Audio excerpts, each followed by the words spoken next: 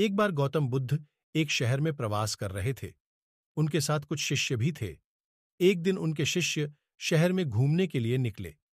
वे शहर में घूम ही रहे थे कि तभी शहर के कुछ लोगों ने उन्हें अपशब्द कहे।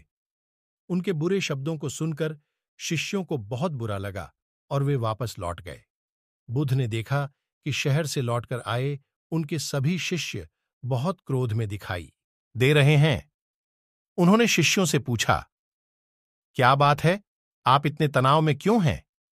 तभी एक शिष्य क्रोध में बोला, हमें यहां से तुरंत चलना चाहिए।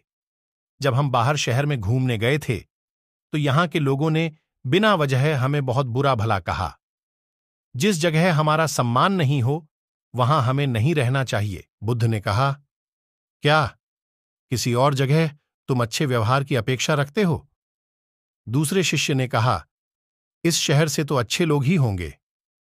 तब गौतम बुद्ध बोले, किसी जगह को सिर्फ इसलिए छोड़ देना ठीक नहीं कि वहां के लोग बुरा व्यवहार करते हैं। हमें तो कुछ ऐसा करना चाहिए कि जिस स्थान पर भी जाएं उस स्थान को तब तक नहीं छोड़ें जब तक अपनी अच्छाइयों से वहां के लोगों को सुधार न दें। हम जिस भी स्थान पर जाएं वहां के लोगों का कुछ न कुछ भला करके ही वापस लौटें।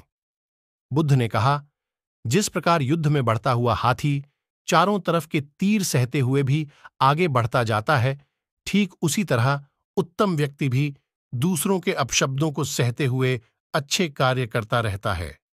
खुद को वश में करने वाले प्राणी से उत्तम कोई और नहीं हो सकता। बुद्ध की बात शिष्यों को अच्छी तरह से समझ में आ गई और उन्होंने वहां से जाने का इरादा त्याग दिया।